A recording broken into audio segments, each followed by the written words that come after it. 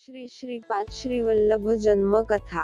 या कलयुगात भक्ताचा उद्धार करण्यासाठी श्री दत्तात्रेय याचे पासून पुढे 3 अवतार झाले. प्रथम श्री गुरु श्रीपाद श्रीवल्लभ महाराज हा अवतार, द्वितीय श्री गुरु नृसिंह सरस्वती महाराज व तिसरा अवतार श्री स्वामी समर्थ महाराज. हे तिन्ही अवतार श्री गुरु दत्तात्रेय याचेच आहेत.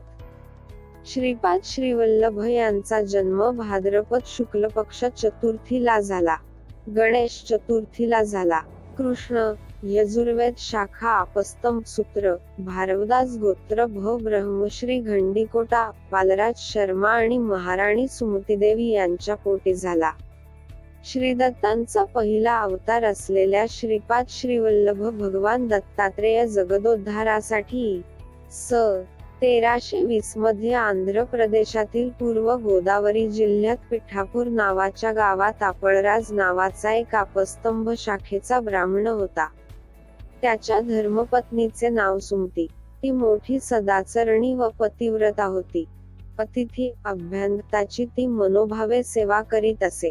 दोघेही सत्वगुणी होते. ती श्री विष्णूची आराधना उपासना करीत असे.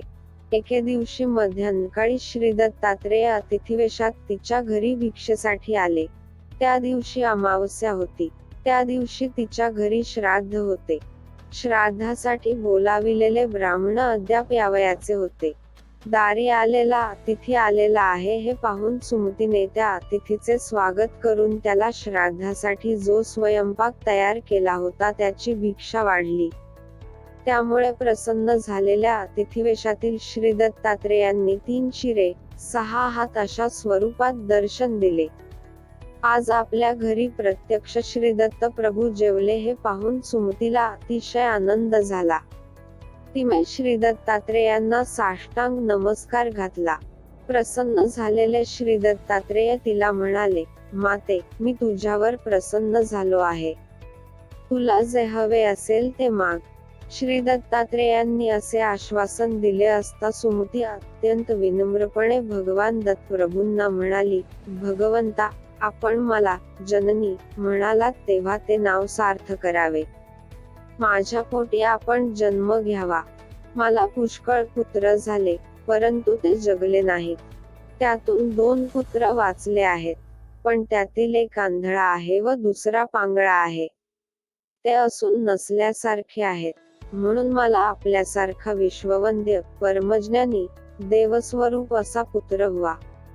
सुमतीने अशी प्रार्थना केली असता प्रसन्न झालेले श्रीदत्त प्रभू पुढील धर्मकार्याचे स्मरण होऊन तिला म्हणाले, माते, तुला मोठा तपस्वी पुत्र होईल. तुझ्या वंशाचा उद्धार करेल. कलियुगात त्याची फार मोठी कीर्ती होईल. परंतु तुम्ही जो सांगेल तसे करा, नाहीतर तो तुमच्याजवळ राहणार नाही. तुमचे सगळे दैन्य दुःख दूर नाहीसे करेल. असा सूचक आशीर्वाद देऊन अतिथीरूपी श्री दत्तात्रेय अदृश्य झाले. हे वरदान ऐकून सुमतीला अतिशय आनंद झाला. काही कामासाठी बाहेर गेलेला आपळराजा घरी परतला. सुमतीने त्याला सगळी हकीकत सांगितली. मध्यान्हकाळी कोणी अतिथी आल्यास त्याला भिक्षा घालण्यास चुकू नको असेही श्री दत्तात्रेयांनी सांगितले होते. त्याचप्रमाणे माहूर, करवीर, पांचाळेश्वर या ठिकाणी श्री दत्तात्रेयांचा निवास असतो आणि जे कोणी भिक्षा मागावयास येईल त्याला श्री दत्त प्रभू मानून भिक्षा घालावी असेही त्यांनी सांगितले होते. सुमतीने सांगितलेली हकीकत ऐकून आपळराजा अतिशय आनंदित झाला. तो सुमतीला म्हणाला, तू अगदी योग्य तेच केलेस. आज श्राद्ध खऱ्या अर्थाने सफल झाले. माझे पितर आज एकाच भिक्षेने तृप्त झाले. कारण आज आपल्याकडे श्रीदत्तरूपी प्रत्यक्ष विष्णूच आले होते. हे सुमती, तुझे मातापिता खरोखर धन्य आहेत. तुला जो वर मिळाला तसाच पुत्र तुला होईल. पुढे यथाकाली सुमती गर्भवती झाली. 9 मास पूर्ण झाल्यावर एका शुभ दिवशी भाद्रपद शुक्ल चतुर्थी सुमती प्रसूत झाली. ती अलेख पुत्र झाला. त्याचे जातकर्म करण्यात आले. आपळराजाने खूप दानधर्म केला. विद्वान ब्राह्मणांनी त्याची जन्मपत्रिका तयार करून त्याचे भविष्य वर्तवले. हा मुलगा दीक्षाकरता जगद्गुरु होईल. असे त्याचे भविष्य सांगितले.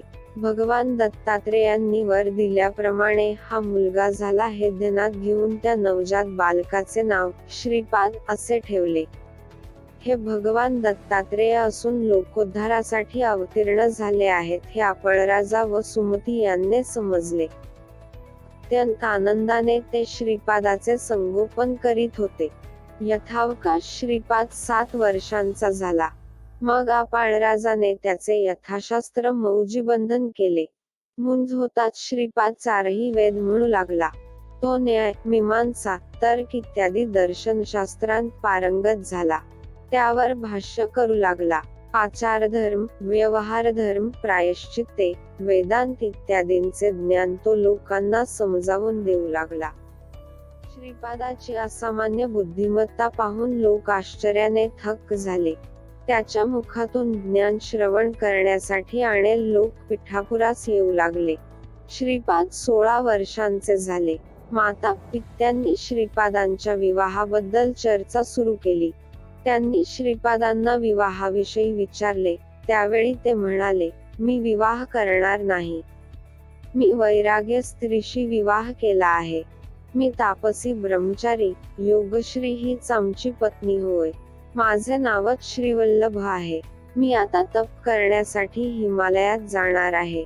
हे ऐकून आई वडिलांना खूप वाईट वाटले. परंतु तुला ज्ञानी पुत्र होईल. तो सांगेल तसे वागा. हे श्रीदत्त प्रभूंचे शब्द सुमतीला आठवले. या मुलाचा शब्द आपण मोडला तर काहीतरी विपरीत होईल तेव्हा याला अडवून चालणार नाही. असा विचार करून आईवडील त्यांना म्हणाले, बाळा तू आमच्या म्हातारपणी आमचा सांभाळ करशील अशी आम्हाला आशा होती. पण आम्ही तुला अडवित नाही. आपल्याला पुत्रवियोग होणार या विचाराने सुमती दुःख करू लागली. तेव्हा श्रीपाद तिला समजावीत म्हणाले, तुम्ही कसलीही चिंता करू नका. तुम्हाला हवे असेल ते मिळेल. मग त्यांनी आपल्या आंधळ्या व पांगळ्या बंधूंकडे अमृतदृष्टीने पाहिले आणि त्याच्या क्षणी परिस्पर्शाने लोखंडाचे सोने होते त्याप्रमाणे त्या दोघा भावांना दिव्य देह प्राप्ती झाली. आंधळ्याला दृष्टी आली व पांगळ्याला पाय आले. त्या दोघांनी श्रीपादांच्या चरणकमलांवर डोके ठेवले. आम्ही आज कृतार्थ झालो, धन्य झालो असे ते म्हणाले. श्रीपादांनी त्यांच्या मस्तकावर वरदहस्त ठेवून आशीर्वाद दिला. तुम्हाला पुत्रपौत्रांसह सर्व प्रकारची सुख समृद्धी प्राप्त होईल. तुम्हाला दीर्घायुष्य प्राप्त होईल.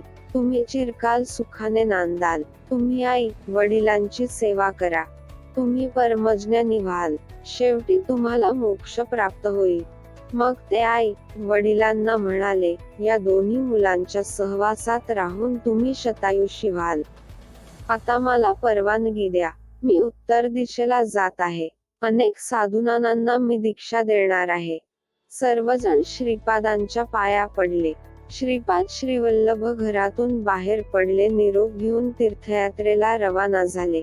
श्रीक्षेत्र काशीला मनोवेगाने जाऊन तेथे गुप्त रूपाने राहिले. तेथून पुढे बद्रिकाश्रमात नारायणाचे दर्शन घेऊन गोकर्णास आले. तेथे 3 वर्षे वास्तव्य करून ते कुर्वपुरास प्रकट झाले. श्रीपाद श्रीवल्लभांनी त्यांच्या अवतार काळात अनेक अगम्य लीला केल्या. या अवतारानंतरच श्रीदत्त संप्रदायाची भारतामध्ये अतिशय जोमाने वाढ झाली. श्रीपाद वल्लभ दिगंबरा दिगंबरा श्रीपाद वल्लभ